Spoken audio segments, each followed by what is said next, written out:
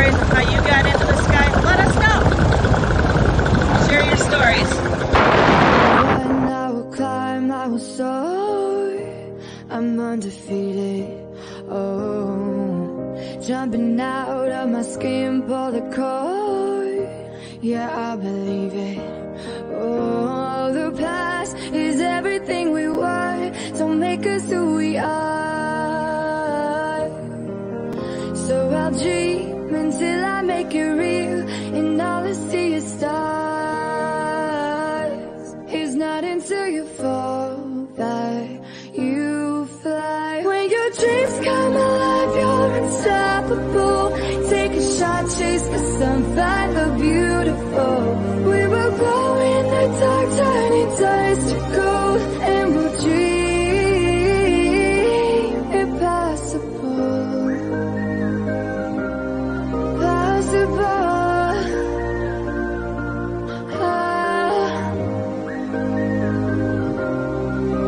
And we'll dream impossible. I will chase, I will reach, I will fly until I'm breaking out my cage like a bird in the night. I know I'm changing into something big, better than before. And if it takes 1,000 lives, then it's worth fighting for. It's not until you fall that you fly. When your dreams come alive, you're unstoppable. Take a shot, chase the sun, find the beautiful. We will go in the dark, turning dust to gold, and we'll dream impossible.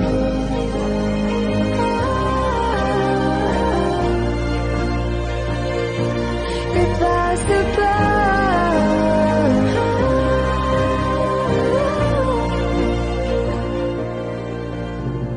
From the bottom to the top, we're sparking wild fast, never quit and never stop. The rest of our lives. From the bottom to the top, we're sparking wild fast, never quit and never stop. It's not until you fall that you fly. When your dreams come alive, you're unstoppable. Take a shot, chase the sun, find the beautiful. We will go in the dark, turning dust to gold, and we'll dream impossible.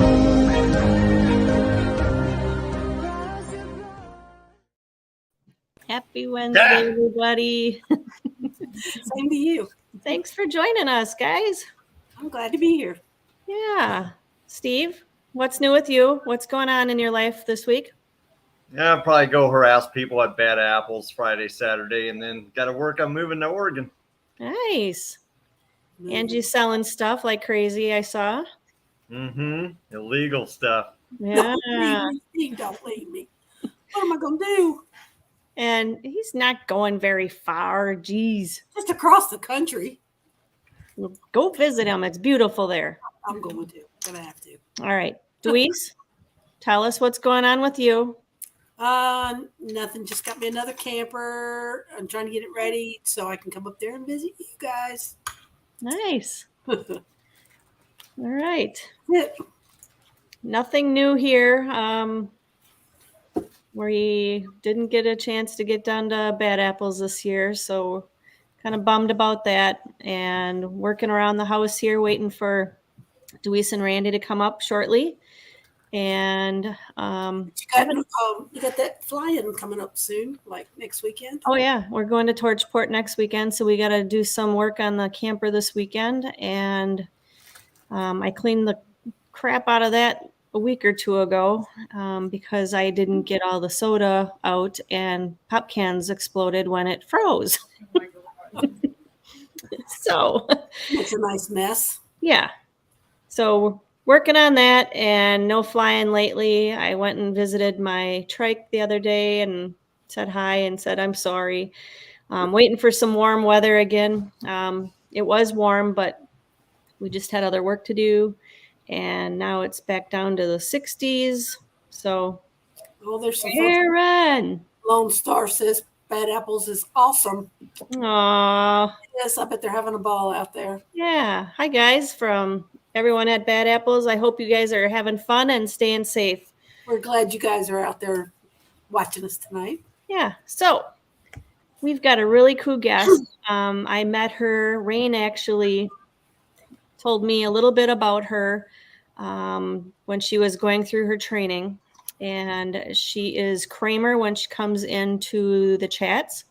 And a lot of people at first thought she was a guy. And it was funny because I'm like, she's a girl. And she is a trike pilot like Deweese and I. And she's been getting trained and working yet, I guess, still a little bit with Lone Star.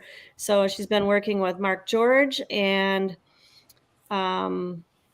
Travis and Ron, I believe, are the main ones, right? So, well, let's just ask her. We'll bring her in. Kramer! Hi. You didn't do your initial, is it going to work? Kramer. Half face. She never would show her face on video. Do it once. There you go. There you go. Right there. Now you can recognize me. Angie was just talking about that. She's like, Kramer's on. She never shows her face on the chats and stuff. How's that going to work? I was like, people just leave their phone down. So, Deweese, do you have questions for her to start out, or Steve? I just want to start from the beginning. No kidding. Or actually, how'd you find out about this and what made you pull the trigger? What was going on in your life? Tell us everything. In 2018, I saw a flying go-kart, or so I thought. And I told my daughter, I said, look, there's a flying go-kart out here. I want to fly a go-kart. And she said, then do it, Mom. And it took me a couple of years to find out it wasn't really a flying go-kart. I thought somebody just slapped it together in the garage. And then I met a guy that foot launched out of my park where I work. I work at El Sierra Park. I'm the host. So I live here and work here. And this guy came in and foot launched. And I was down there going, what are you doing? And when he landed, I went and talked to him. And he said, no, it's called Paramotor. And yeah, you can get a go-kart. It's called a trike or a quad. And he told me that he had trained with Lone Star Paramotor. I told him I'd been watching a bunch of videos and I was going to go talk to somebody who gave himself a rank in Florida and would train for free, but I don't want to mention his name. And I had already talked to him, and he said if I buy a paramotor through him, he'd train me for free. But then this guy told me about Ron, so I called Ron and I said, I want to try to fly again. I used to fly twin-engine Cessnas and Piper Cubs. So I started in 1979 flying fixed-wing planes and flew for 10 or 11 years and couldn't afford it anymore, and I know what that costs, so I didn't want to go back to fixed-wing planes. And Brian, the guy that foot launches out of my park, said, try a paramotor. It's affordable. So I called Ron and told him I had a stroke and lost some of my finer motor skills, but I was gaining everything back. And he said, come on down, we'll check it out. So I scheduled a Discovery flight and went down, and Tommy took me up for the Discovery flight. And when I landed, I said, when's the next class? That was in October, and the next class was going to be December. So I tried to go to the December class, but too many people quit where I work. So I couldn't get anybody to cover the park. So they promised I could go to the January class. So January 14th, I started class with Ron, and January 16th, I made my first flight. Nice. Awesome. So Cody said, we got to ask you about Captain Morgan. Captain Morgan used to be my hero. I make my own rum. So in 1999, I built a still I used to sword fight, and when I was sword fighting, they were having a brewers contest, and I don't like beer. So I asked them if I could do something else besides beer, and they said, you could make mead or wine. And I said, the problem with that is you make it, and then you got to wait 10 years while it ages to find out when you open it, it tastes like poop. So I don't want to do that. So I That's my researched favorite. it. Poop is your favorite? I don't know. I've never made poop flavored rum, but I could try it. How did we go from sword fighting to bootlegging? Man, I haven't had a proper sword fight in years. Oh, well, let me see. I have one here you can borrow. It's already got the blunt on it. Oh, man. Come on. Next time I meet you, well, when I meet you, eventually I'll bring my swords. We'll have a fight, okay? I am deeply afraid right now. Hey, if I kill you, you get to go to the resurrection point and walk back in and rejoin the fight. So That's very reassuring. So Kramer, looking at your bio, you were a Texas State Guard for 4.5 years in the 90s, a Air Force reservist yes, and for a year, and a merchant marine second mate for 8.5 years. Tell a little bit about that. I was a corporal in the State Guard. I got to be a corporal the first week I went to the State Guard because I was the only one in my platoon that knew Morse code. So I kind of cheated on that. But I was there for 4.5 years. Then I moved. Then I did a year reservist in the Air Force with the Air Force because I wanted to go to the Air Force Academy and fly. But I figured, they would foot the bill for me flying if I did that. But they said I was too short. So I left that, and then in 2008, I became a merchant marine, and I was there for 8.5 years. I left. My intention was to be with the merchant marines for 20 years so I could retire and get an income. But in 2015, my daughter got diagnosed with stage 4 breast cancer, so I left the merchant marines in 2016. So I only had 8.5 years with them, and I wasn't the second mate till the day before I left. The captain pushed it through. I was third mate, but he pushed it through, so I left as a second mate. It didn't really matter, though, because I don't get benefits anyway. But it was a nice title. So, yeah, I loved it. I loved being on the water, but I wanted to spend time with my daughter. Right. Chuck Dodge wants to know, how do you cheat on Morse code? Oh, I don't cheat on Morse code. I cheated on becoming a corporal ahead of my time. Morse code, don't cheat on it. It's very simple. Actually, you just listen to it, and then there's a lot of practice tests. There's a lot of apps online that you can listen to. But the easiest thing I found was I'm a visual and a do-it-myself person. If I put my hands on it, I'm way better at learning it than if I don't. But usually I remember things I see, and there's a little chart that splits the letters out. So if you go to the right, it's a dot. If you go to the left, it's a dash.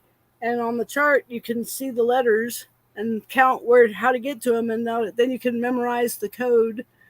I got 50 characters in a row correct on my amateur radio license in 1999. And so they didn't even complete the test when I tested for my radio license.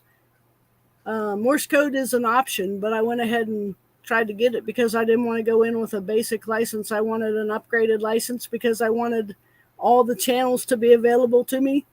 So I took the original test in August, and then in December I took the extra class test.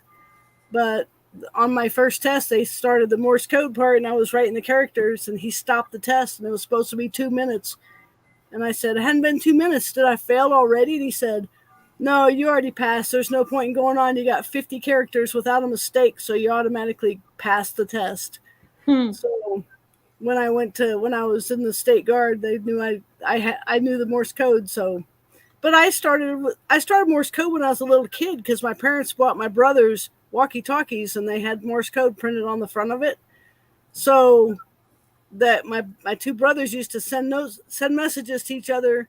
So I learned it so I could figure out if they were talking about me, and then I could hit them with snowballs or mud balls or Nice. water balloons, whatever I needed to hit them with. We weren't allowed to hit each other, but weapons were different. Go ahead, guys. So Eric wants to know what do you fly? I fly She flies a paramotor. I fly a Fly Products Vertigo Trike. Very good. And Lone Star says a Moster 185 and an Ozone Roadster. Yes, the Roadster 3, 30 meter. Nice. Nice. And Nightbot says Trikes rock. They do, because if it wasn't for trikes, I wouldn't be able to fly.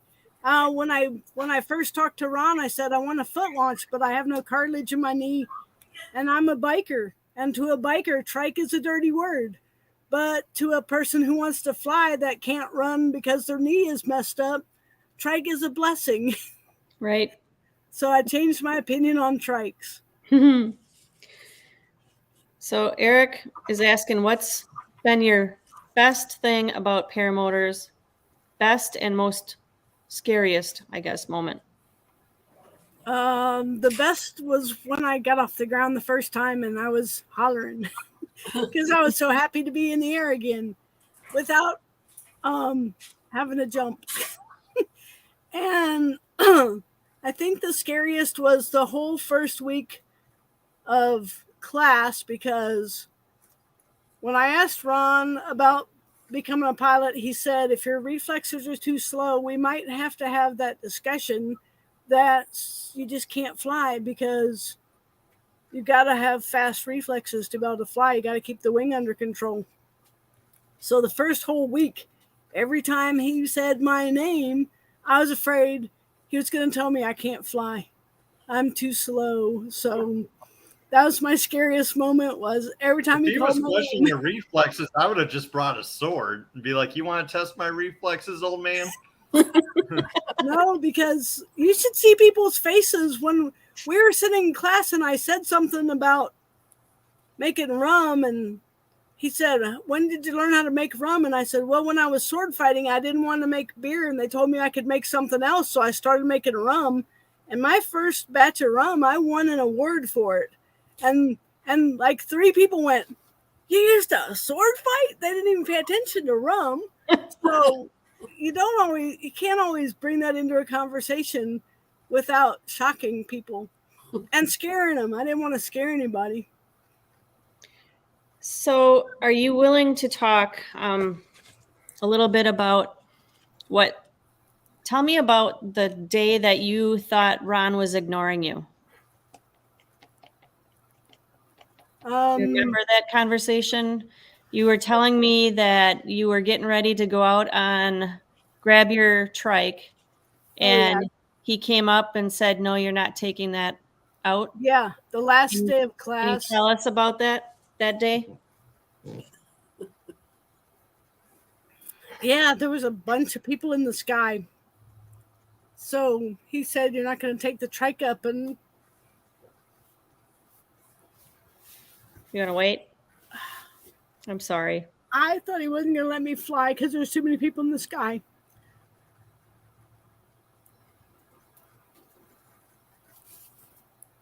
But he had something else planned.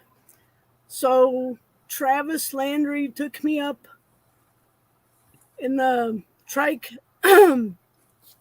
in the trike. Hang on. Sorry. He took me up in the trike like I was going to go up for a discovery flight. But we spread my daughter's ashes. That's so cool. It was a memorial flight. Oh, that's wonderful.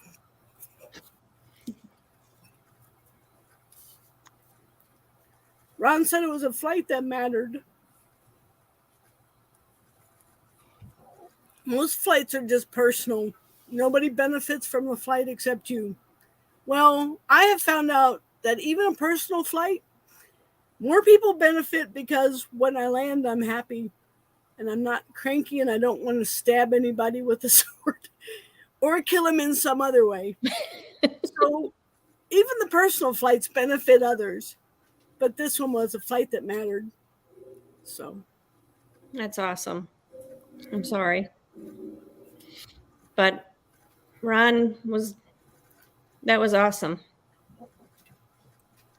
it was. That is awesome. I really got. I mean, blessed. I used to be a cemetery superintendent, and I could tell you most people don't get a proper send off, period. But to be able to do that is something special for sure. Yeah, my son-in-law did not want to have a memorial service or anything, so we didn't have anything. She passed away and was gone. Wow. And you're still a mom, so don't even argue with me. You'll always be a mom. She was arguing with me last week about Mother's Day. So, and you have every right to have all the good memories, and if people are going to think bad of you because you're still sad, screw them. Okay? I'll come after him. That's Got right. Jack Johnson and Tom O'Leary. I'll give you a sword and I'll get a sword and we'll fight side by side. Yeah. And I also need a mother figure too. Just look at me. You got Kramer. There you go. Well, let's A see, mother Mark, that's going to stab me. Mark George did say one time that I was like a den mother. So we Yep. were having we had a little barbecue at the hangar after flying one Yeah. day. So I guess I was jumping up too much. He said I was like a den mother. So that made me I feel hope good. you were barbecuing Mark George. I heard No, he's kind we're- of game. We were barbecuing steaks. Mark's a sweetheart. Don't be mean to him. He worked his butt off teaching me how to fly. I had to have two instructors, Travis Landry and Mark George. I wore them both out. And Ron. I wore all three of them out, and I almost gave Ron a heart attack. So be nice to these people. How'd you almost give him a heart attack? Is there a story with that? My feet left the ground when I was trying to learn how to hand kite, and when my feet hit the ground again, they were just like a split second. I was up in the air, then I was down on the ground, but I couldn't run fast enough to keep up with the wind. So I had a interview with the field, close up and personal, and I did a little body surfing, but then I let go of the wing. So Cody was standing behind. When Cody came over to help me get up, he said, "You need to go talk to Ron." And I said, "Do I have to?" I didn't want to go talk to Ron. He was standing over on the side watching. So I went and talked to him, and he said, "Are you okay?" And I said, "I'm good." And then I wanted to go hand kite some more, but he said I needed to sit down for a minute. So I could tell by his face I made him nervous. So I said, "Okay, I won't give you a heart attack. I'll sit down." But if anybody tells you I was dragged, deny it. I was just doing a little body surfing.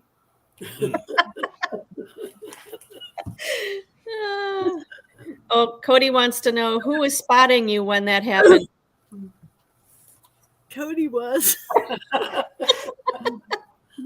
Or was supposed to be. It's okay. He did what he was supposed to do. He came and helped me get back up. Got you on video. I don't think they got that on video. Yeah, I don't think they did. If they did, it's a surprise because I didn't see any video. I don't think anybody was videoing that day. And I do have a camera that I was going to take down and put on the corner of the building down there at Lone Star, so it would catch things when people weren't expecting to video, because they video all the students. I got hiccups. They video all the students, and most of the time, every once in a while they'll miss something. But I figured if I put this camera on the corner of the building, it would catch all the surprise things that happen too. So fortunately, I didn't have that camera down there yet. I'll wait till I know I'm not going to make any more mistakes, and then I'll take the camera down there. Justin says, "Are you a paramotor pilot if you haven't body or knee surfed?" Right? Sure. Yeah, And it's Mikey okay. says it's a requirement. That's right. But you're missing all the fun if you don't body surf first, because Yeah, you I got know, I dragged. mean, I took a little skin off my elbow and a little skin off my knee, but that's just battle trophies. Yeah. I got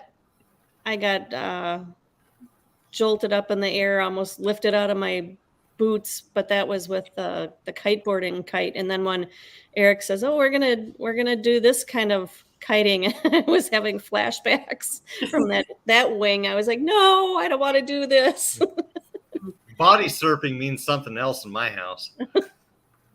Clothing I'm optional, but I suggest you wear it. Yeah, always wear your helmet. I did some Yeah. body surfing when I was learning how to do the surfboard when I was in Galveston, but You learned body surfing when you were learning how to sword fight? What? no, Nice. when I was learning how to surfboard, I learned how to sailboard. So I did some body surfing when I did that, but it wasn't intentional. When I was learning to do the kiteboard, I think I swallowed about 20 gallons of Galveston Bay. It's disgusting. I wouldn't advise trying it. No, I've seen that water. It looks green enough to drink. I can taste the Yeah. bubbles. The bubbles. Lime the bubbles. Kool-Aid. Yeah. So, what have you been flying much outside of school? No, I don't have my own equipment yet. I'm saving for it. I have a couple $1,000s saved up, but I keep watching, Paramotor Stuff for Sale USA and Yeah. all the sites I can find with used paramotor stuff. And I'm constantly sending Ron pictures saying, "What do you think of this? What do you think of this?" But I already know I can't fly Calibri because I need A assist. I found that out because I dislocated my shoulder. So I got to have A assist. But it didn't stop me from flying. I flew that afternoon. Yeah. And so there's some trikes I can't fly because they're just not right. I need the A assist. So I think I'm going to have to stick with the Vertigo. I've looked at a bunch of others, and I like the low center of gravity on the Vertigo. Linda Anderson wants to know if you're going to Torchport flying.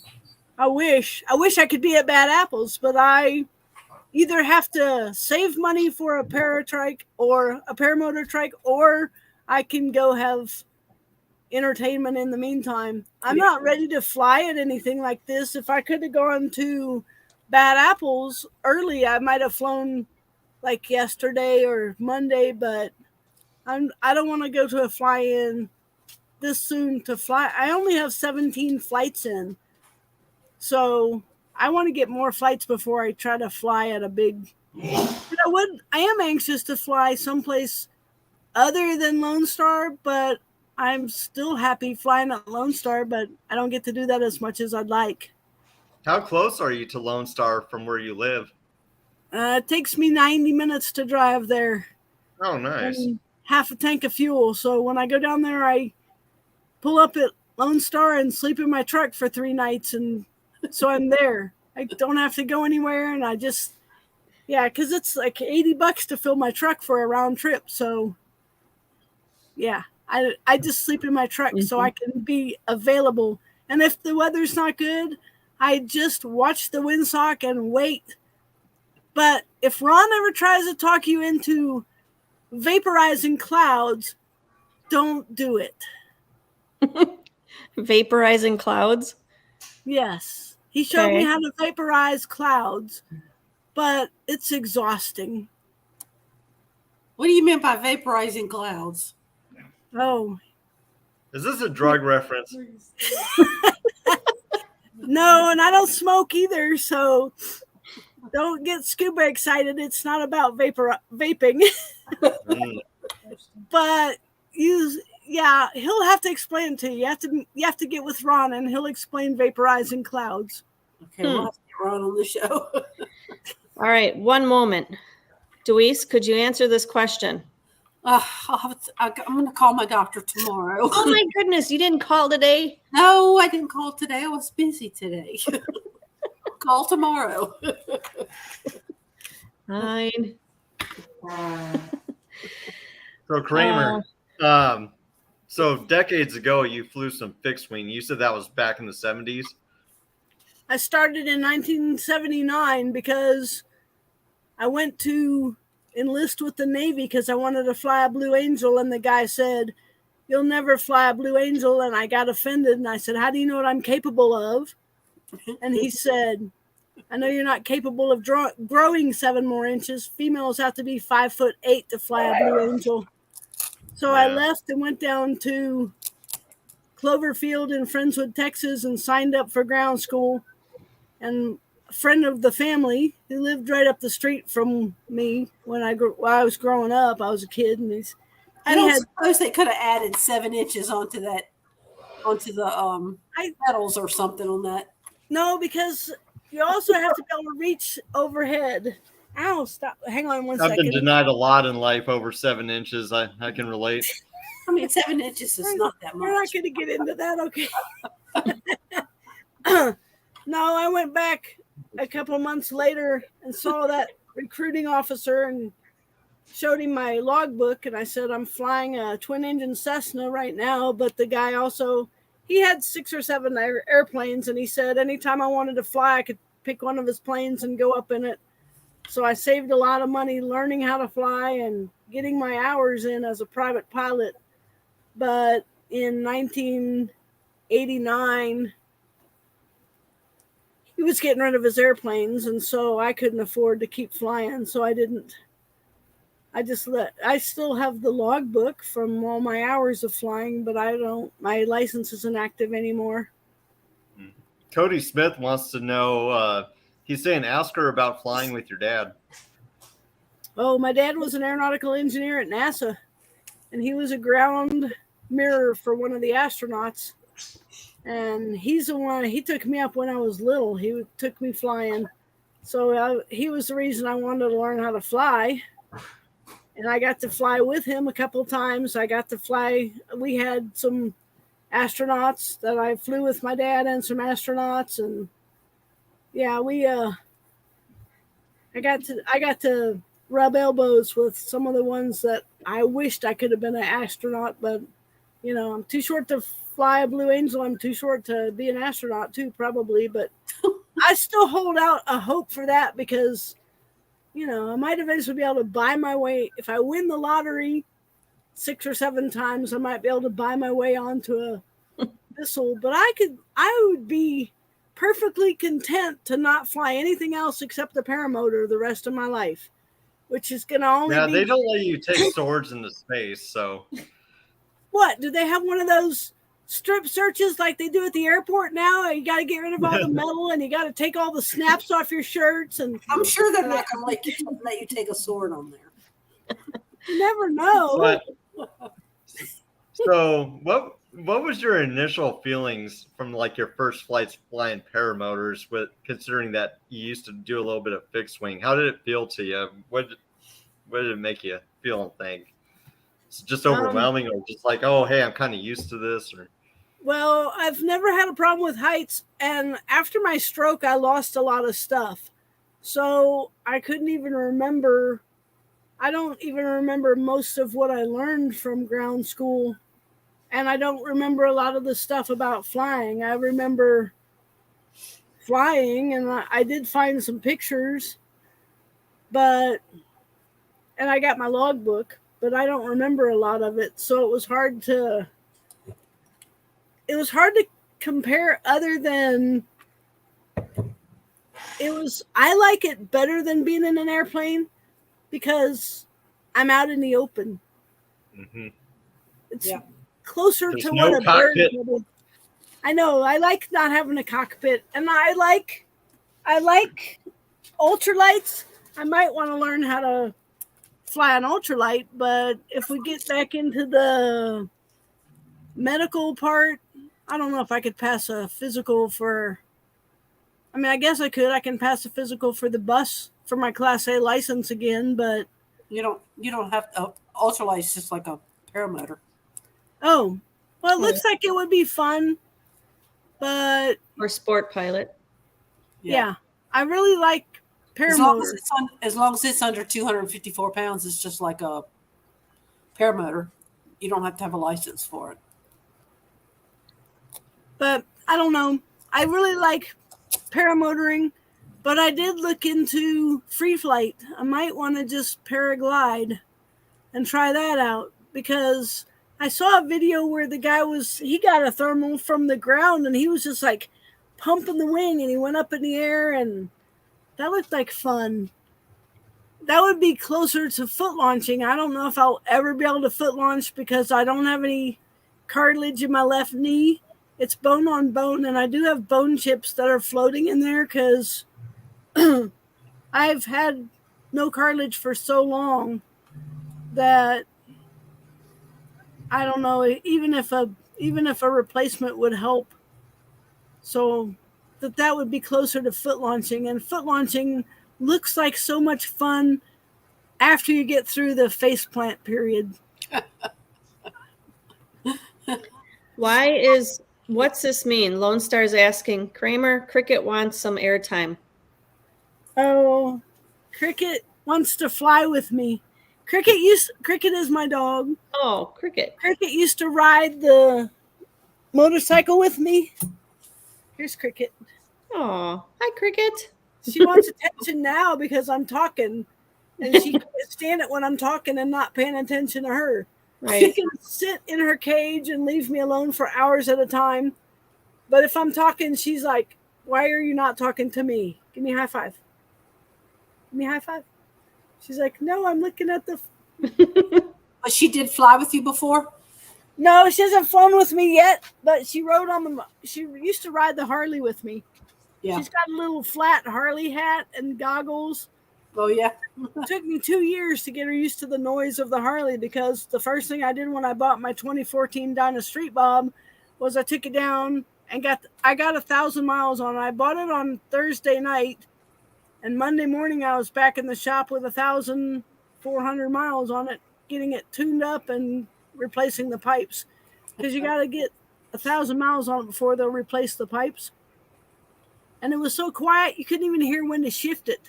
So I bought 2-in-1 carbon steel black carbon fiber pipes for it. And it was loud. You could hear it blocks away. Yeah. And she's afraid of thunder, and she's afraid of fireworks. So it took me forever to get her used to that. But she used to she used to ride the Harley with me.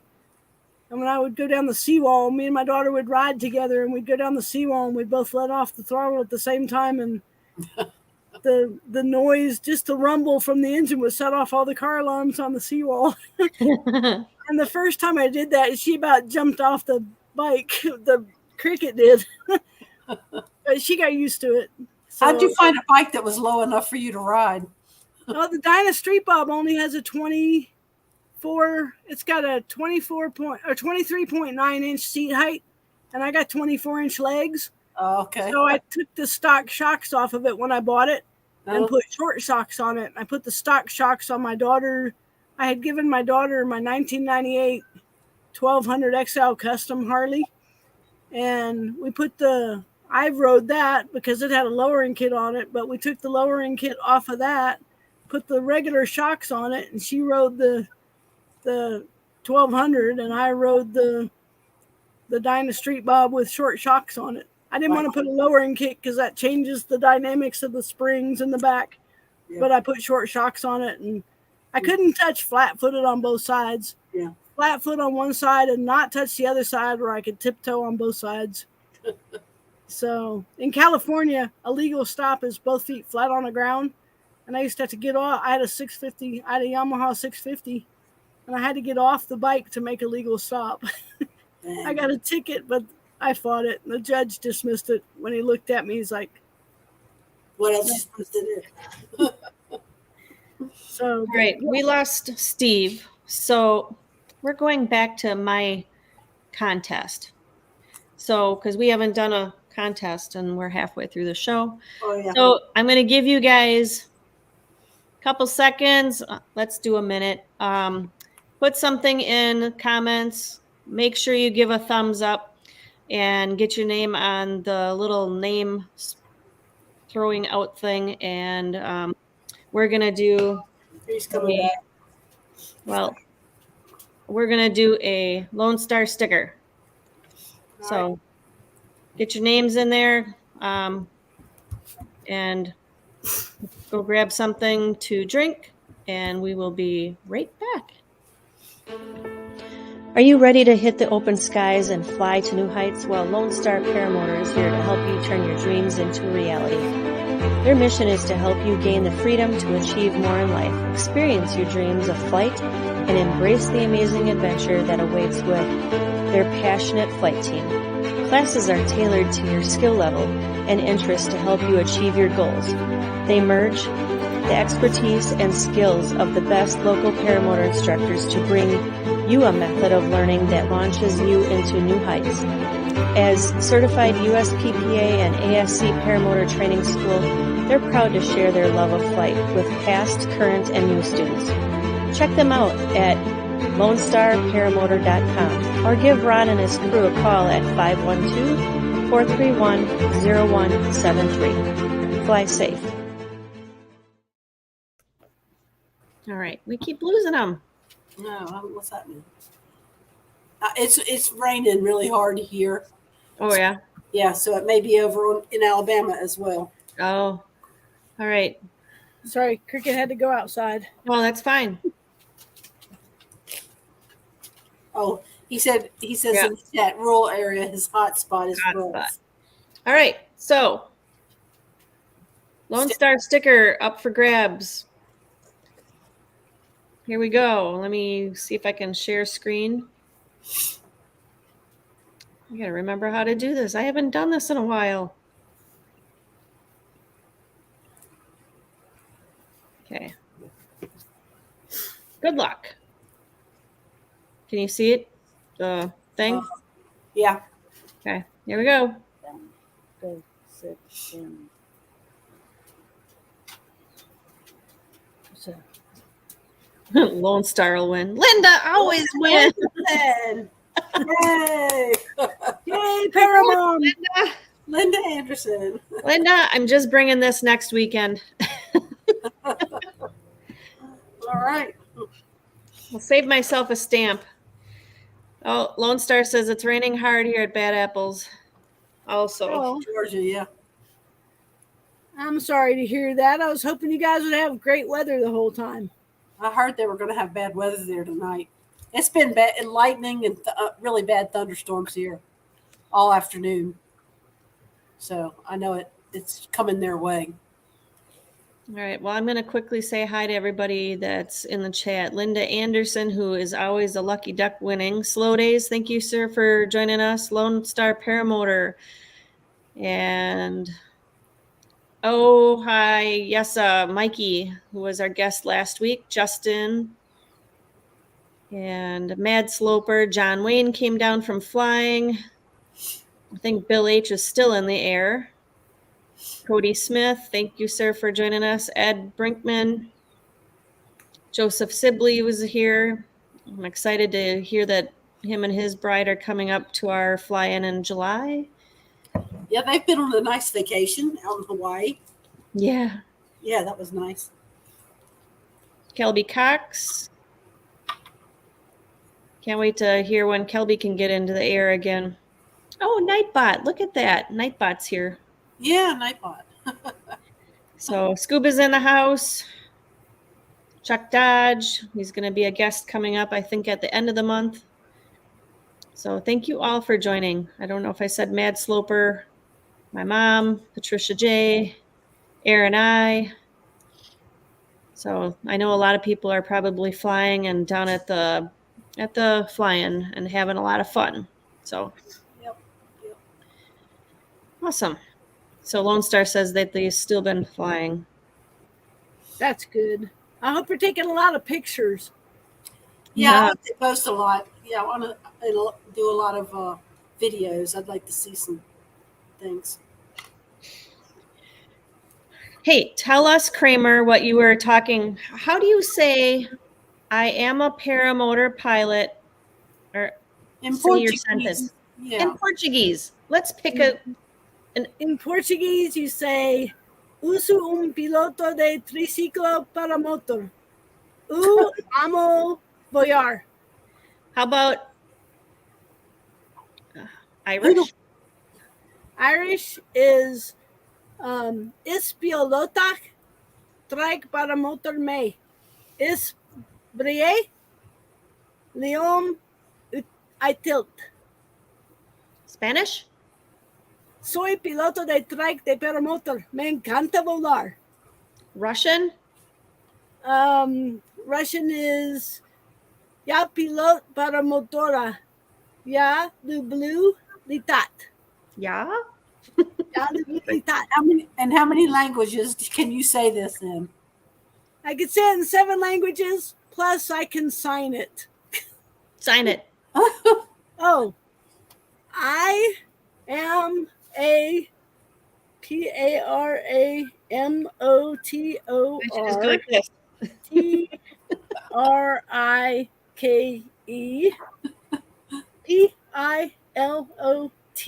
I'm a paramotor trike pilot. I love to fly. I couldn't find a word for paramotor in sign language. This. I'll have I to. think I got my connection fixed in case you want to do spinning wheel. We just did it. We just did Yeah. it. Mhm. So what made you take the time to figure out how to speak, to say that sentence in 7 languages? Did you just have a lot of time on your hands or what? Yeah, I don't do anything. I just sit around in the chair all day. No, I'm just kidding. I started learning Spanish because I had kids on my school bus that didn't speak English, and I wanted to be able to talk to them. I took Spanish in high school, but I never used it. And I like German because I went to Germany. I was in Germany for a while, and then my daughter and I were both studying Irish together because it was on our bucket list to go to Ireland. So Irish was already there. But in Portuguese, I was stationed. My tour of duty was the Gulf of Mexico down to Brazil. So they speak Brazilian Portuguese down there. So those 4 were my base. And then I work at the helping center, and that's feeding people that are needy. They come in and get food. It's like a grocery store, and they just come in and get food they need every week. And a family came in February that spoke Ukrainian, and they didn't speak much English, and I couldn't talk to them very well. So I added Ukrainian to my Duolingo series, and then about a week and a half later, a Russian family came in, so I also added Russian. And so to tell them what I do when I can say hello to them, and I can tell them some things like you can only take 1 loaf of bread per family, and you can have 1 of these meals for each family member. But basic things I can tell them. But they said, what do you do when you're not here? And I wanted to be able to tell them I fly a paramotor trike, and I can show them a picture and I can show them videos, but I wanted to be able to tell them what I do and tell them that I love to fly. So I learned how to say it in all the languages. And then we have a couple of Uh-oh, we're losing her. ladies who work with Hang on, we're losing you. I worked with deaf children in California, so I knew sign language already. Okay. So Did you lose me? you're back. Mikey wants to know, do you learn all these languages at the same time, or was it separate? No, they're all together on Duolingo. I've been on Duolingo now for 1187 days. So Okay, Duolingo is like a It's an app. It's an app. It's Yeah. a free language app. You don't have to pay for it at all. Oh, And I got my brother involved in it too, so we follow each other, and there's contests on there, like you can work together as a team and score 1,500 points And So, so we work together on that. But my mom wants to know, what's your character on Duolingo? oh, it's Super Duolingo the Green Owl. No, what's your name on there? Oh, what's my name? It's let me look. I think it's Kramer. But let me just look and I'll tell you for sure, because you can follow me on there. I am Oh, I guess that's not what she's asking, but I'm asking. I'm Kramer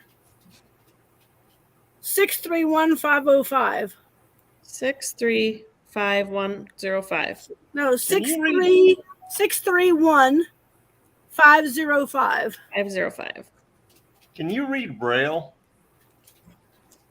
I used to be able to, but I can't remember all the Braille. Man, I used to have acne so bad I fell asleep in a library and I woke up to a blind man trying to read me. That's terrible. I'm not laughing at that. No, that's You're not supposed to laugh if it wasn't appropriate, Kramer. I'm not laughing. You're supposed to scold. This is my face when I'm not having any fun at all. Ask Ron. This is what my face looks like when I'm done flying. And he says, how was it? And I say, that wasn't any fun at all. Did you hear my thunder? Yes, Yes, I that was did. what that was. That was thunder. Oh, Oh, Kramer, I wanted to bounce back. So I had some internet troubles. I'm sorry. I'm in a rural area and I have a hotspot. But you mentioned trying to find somewhere to free fly too. Do you have a free fly spot nearby that you're aware of? Like your closest one where they do free flight? I haven't seen anybody doing free flight around here. I live in a bowl, so there's great places to launch from here, but I haven't seen anybody doing free flight. I mean, there. on YouTube and stuff, I've seen it, but I think don't- being down in Texas, they'd have to be towed up. I think Well, Jonathan said free there's a fly. couple spots in Texas I thought that they actually could do free flight in, but I can totally see the appeal. So free flight's been something I've wanted to do forever. And I'm moving to a place where I'll have a free fly spot very close to my house. But obviously one of the benefits of that is you don't have to spend $10,000 on a motor and all you need is your wing and your harness. So I'm kind of hoping I'll eventually transition into doing primarily free flight just for cost reasons. and you can jump off a cliff. That doesn't bother me. I've jumped off cliffs before for Without a parachute, that's how I prefer it. yeah, for swimming. I've jumped into over the waterfalls and stuff, and I've rappelled. Lone Star says no free flight near San Antonio. Oh, they know, so I guess no. But a couple months ago, I fractured 2 ribs jumping off of a 9-foot thing. No, I didn't jump off. I slipped off in the ice. I was out hiking in the ice storm and I lost my footing on a boulder and fractured 2 ribs. But the doctor said I was okay to fly, so I did.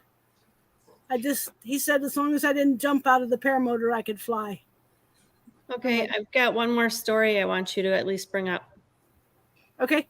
What were you doing about 2.5 weeks ago shooting your bow and arrow? What happened to you? Oh, yeah. Oh, I got up close and personal with a rattlesnake. What kind?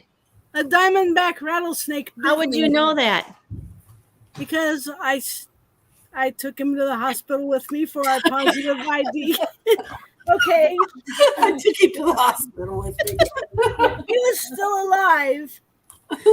Here's my arrow. This was the one that his guts were on. He was still alive. When he bit me, I had picked up my arrow first, and then I was reaching over to pick up my radio control plane. And he bit me when I was reaching for the plane, and I just went. And it was just a reflex. I didn't mean to stab him because I didn't want to hurt him. But I stabbed it into the ground, and he was stuck on it about 8 inches from his head. And so I went in the house and I got a grocery sack and I went and scooped him up in the sack. And then I pulled the arrow up off the ground and stuck it through the sack to hold him in place. And I tied the bag off to the arrow and I drove myself to the hospital. And when I got to the hospital, I hate doctors. They're like, they don't believe anything you say. They think everybody is a chronic liar. And I said, I got bit by a snake. And by that time, I was barfing my guts out. And they said, are you sure? I was like, no, it wasn't a snake. My little brother bit me. That's why there's these 2 holes right here in my leg. Duh. Yes, I'm sure. And they said, do you have any idea what kind of snake it was? And I said, oh, it was a diamondback rattler. And he said, are you sure? So I picked up the bag and I said, here, I untied the top and I said, look for yourself. And I opened it and then you can hear the snake rattling. And he must have, I think he soiled himself. He had to leave. Lone Star says if you kill it, you eat it, but she didn't kill it. I didn't kill it. He was still alive. That's why I didn't kill it, because I didn't want to eat it. I've eaten a rattlesnake before. They taste better than alligators, but Did you turn there's it not a loose? lot there. So it takes a lot of rattlesnakes to fill a person up. And I didn't want to go hunt down all his family because then, they would become an endangered species. That's a fun comparison. I've eaten rattlesnake before.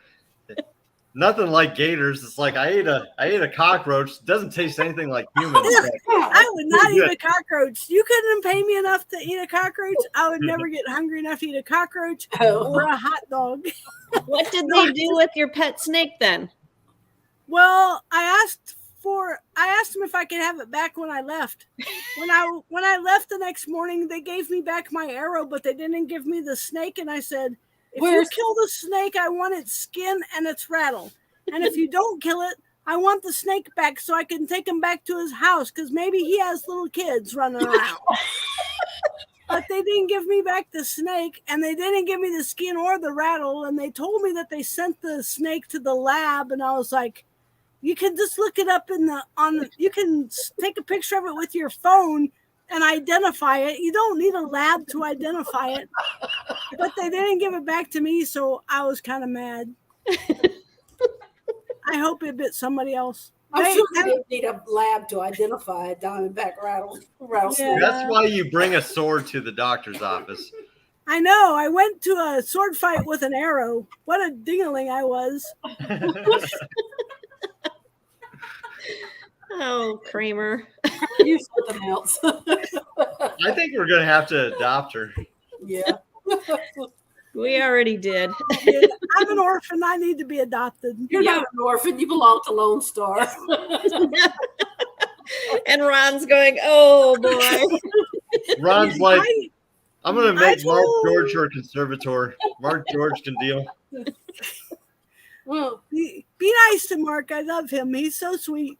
I took him some honey because when he was teaching me how to fly, his allergies were really bothering him. So I took him some local honey to eat so he could help get over his allergies. He's a sweetheart. And so is Travis Landry. They both put up with me. Oh, my goodness. They deserve medals. And I told Ron before I went to his class, I might be more than you can handle. And he still puts up with me. oh gosh. You're a trip. Have you met the Lone Star team? Like, Ron's got experience with putting up with people. I mean, he's really good at it. Yes, I've met he has 11 instructors. I've met them all. And I also met a whole bunch of people who hang around there all the time. Some of them are crazy. One guy scared me, but I got over it. I had PTSD one night, so I couldn't fly, but I got over it. But I don't think Ron's giving you up. He says you can't. That nobody can have you. Right. oh, that's so nice. I love Ron. He's the nicest guy I ever met. But he did ask me one time if I was afraid of him, and I said no, but when I first met him, I was afraid of him. That's funny. That's funny you say that, Kramer. So when I got into this, like I ended up getting to know a lot of people. I'm very loud. I'm very weird. So I got involved in the community, and like I didn't give a crap about anybody's opinion. But Ron was one of a couple people I was intimidated by. And I went to a flying where he was like attending, and I was like, I can't go up to him. He probably doesn't want to deal with me. Probably thinks I'm a joke. And I was afraid of him. And then like a year later, I ended up on a FaceTime with him, and he's like, dude, what do you have to be afraid of? Come on. I guess it's that authority figure, and I'm the same size as a second grader, and he used to teach second graders. So I guess I had that second grader view. Yeah. But he's not scary. Chuck Dodge, he's going to be on in 2 weeks, and he says you're a hard act to follow. Oh, I was gonna cancel tonight after last week. Those guys were fantastic to listen to. They had some good stories. I'm like, dang, I haven't even wrecked anything yet. They had pictures hanging in the trees. Although Ron wasn't taking the pictures when I burritoed his four-wheeler. Oh, So What? there's no brakes on the trike. So if it's doing something, I can't stop it. Like I did one day, my foot slipped off the peg and my foot rolled up underneath the underneath the trike seat. And that hurt my knee really bad. I didn't tell anybody, but my foot slipped off the peg. So I got to be careful. There's no way to stop. If it's doing something, I just have to ride it out because I can't stop it because there's no brake on the front tire. So I went to take off and the wing came up crooked, which I found out that I'm pulling with my right arm. I'm pulling brakes because I stick my arm forward because I lost partial use of my right side after I had my stroke. And so I've been working real hard on improving my strength. Well, when it starts to pull me back when I take off, I counteract it by pulling forward because I don't want my shoulder to come out of the socket again. So I was making the wing come up crooked, and he had parked the four-wheeler in ahead of me, but off to the right. Well, the wing stayed on, the right tip stayed down and wrapped around wrapped around the four-wheeler, and there was nothing I could do except go with it because I can't put my feet down and stop the trike. So I totally burritoed the whole four-wheeler. And so then it took me a little while. He was super nice because the one time I ran over the wing, I didn't run over the wing. I ran over the lines and they wrapped all the way around the axles. And he just walked away and I sat down and I was getting him all off. I'm really good at detangling. I love tying knots and stuff.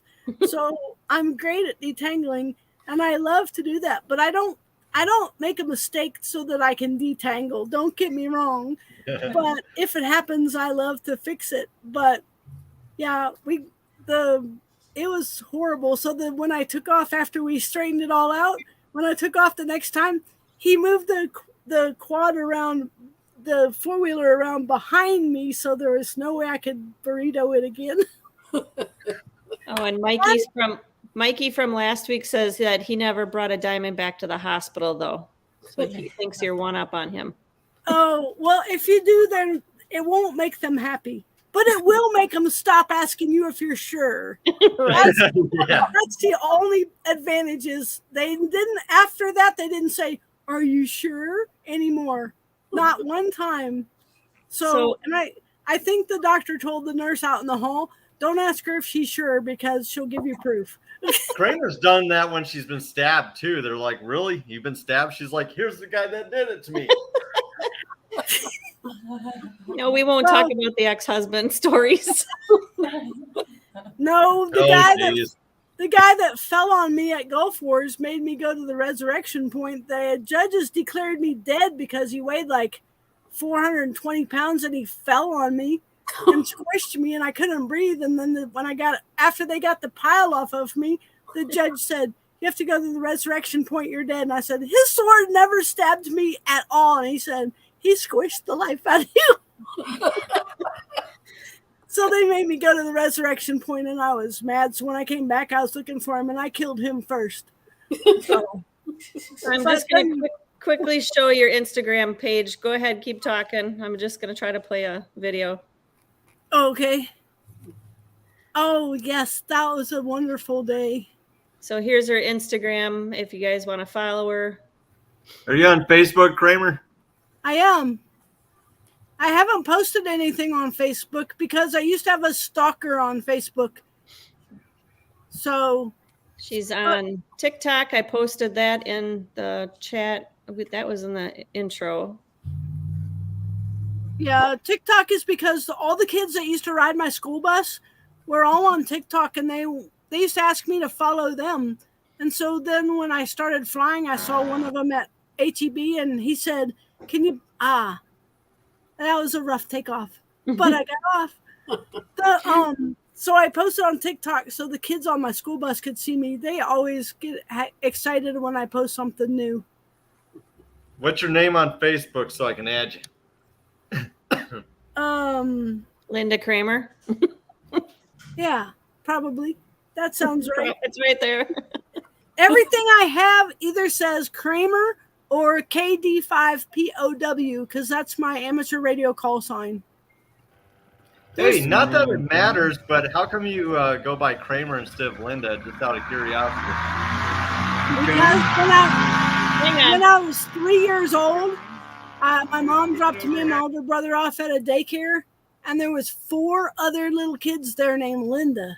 And every time the teacher said Linda, I said, "Yes, ma'am." And she said, "Not you." Just like that. She didn't like me. And so when I got done, when my mom picked us up after that, I said, "I'm not going to answer Linda ever again for the rest of my life." And she said, "But that's your name." And I said, "Then change it." And she said, "Why?" And I told her that there were too many people named Linda. And then I used to practice ignoring my name. So sometimes if you say Linda, if you see me and you say Linda, I won't answer because I practiced for years ignoring it. And when I was in school, the teachers used to get so mad because they would say Linda, and I would ignore them, and they'd say Linda, and I'd ignore them. And then they'd say, "Linda Kramer." And I go, "Oh, were you talking to me?" And when we got in trouble when we were kids, my parents always used our first and middle name. So when my mom would say Linda, I would just ignore her unless she had something good that I was waiting for. But other than that, I would ignore her. So they thought I was hard of hearing. I got tubes in my ears, and yeah, I did have trouble hearing, but not that much. I just ignored my name, and I tried to get her to change it to Elba. So I paused the screen because I want you guys to see how little she is. I could use a booster seat. And I whittled some blocks for my feet. Whoa. Yeah. I think we should kidnap her and stick her in a trunk. I fit in the trunks. Don't ask me how I know. She's like, I know this. I can, except the only one I have a problem with is a Volkswagen Bug because they're in the front and they're very small. Oh, we got some latecomers in here. I got Angie down here. She's just like cracking up this whole time, Kramer. Like somebody needs to do a movie on you. I know. Latecomers, welcome. We've got Trevor Steele and Extreme Pete Sports and Tutorials. Welcome, guys. So you guys missed out on Kramer's stories and adventures.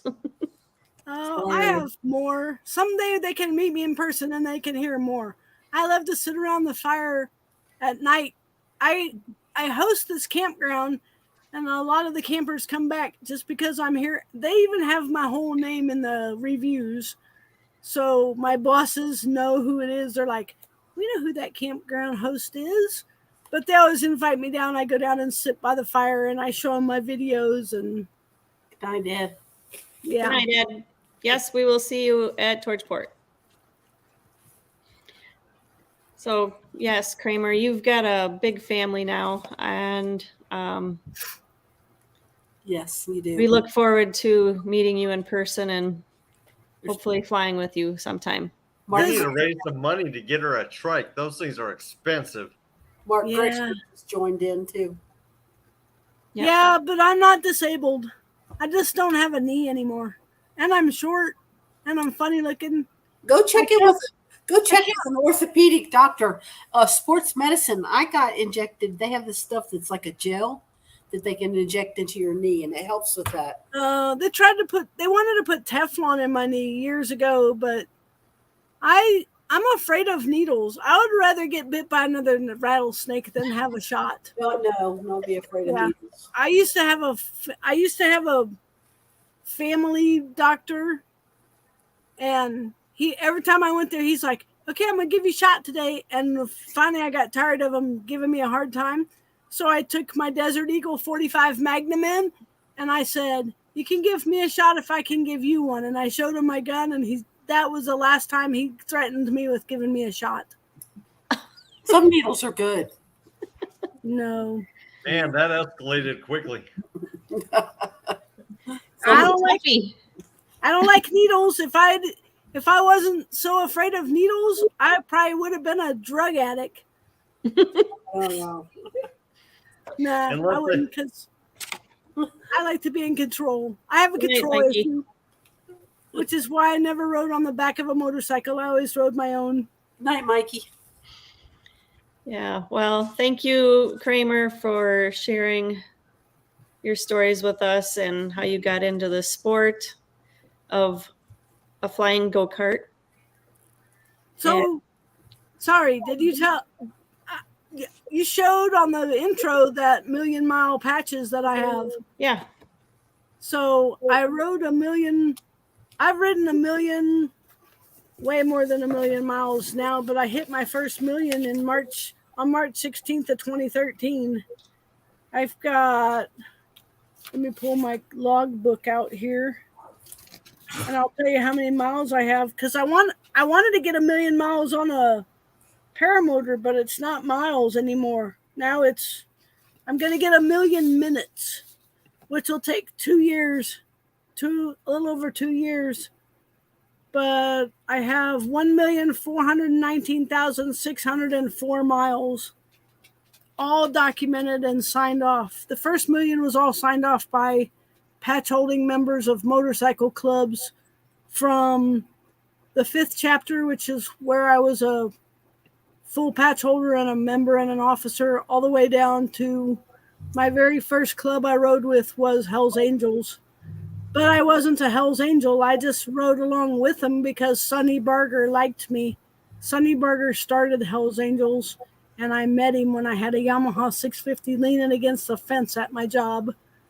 So, but now I want to get 1,000,000 minutes in the air. So help me watch for a good trike. If anybody sees a trike, the one I fly, if you see it for sale someplace, let me know, because I'm looking for a good trike. But it's got to have A assist. Yeah, it has to have A assist.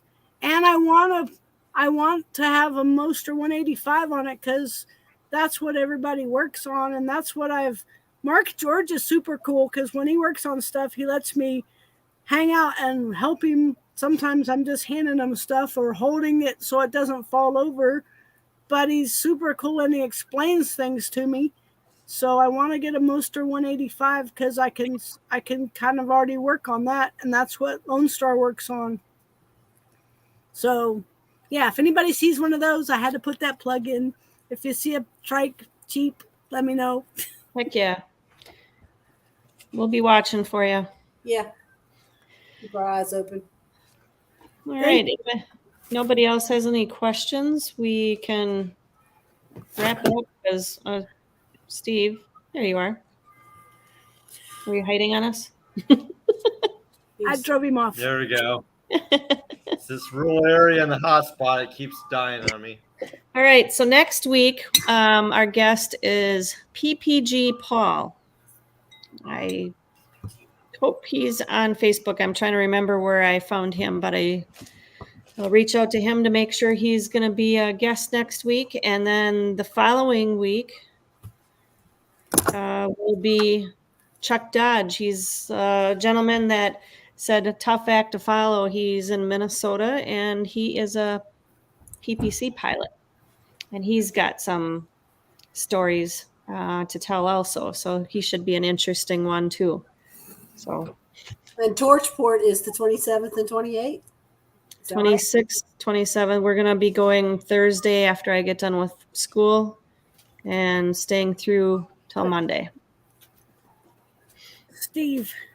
So you better I'll get let up you here. Use this one. There Wait. you go. I do need a fresh shave. Yeah. Yeah. Come on, Angie. Show it It's again, nice and Kramer. sharp. Swing that thing. Oh. Oh. And All right. Chuck, Justin says, Chuck, you're near him. So there you go. Maybe you can get your PPC out and go flying. All right, guys. If you don't have anything else, I want to let everybody know that's at Bad Apples to have fun. And hopefully you guys get some good flying weather yet throughout the rest of the week and through the weekend. And just keep safe down there. Make lots of videos. Yeah. We're If watching. we don't see you on there, see you in there. Yeah. Exactly. Have fun. All right, Kramer, stay on, and we'll put a link in if you guys want to say hi to Kramer in the after show if you want. Have a good night, and see you next week. Fly safe. Bye.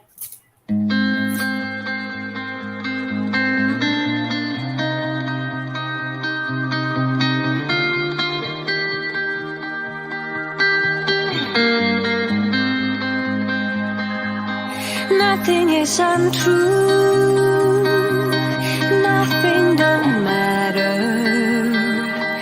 It's all notions of our emotions, of everything we are and what we belong to, how we reach our destination. Shine.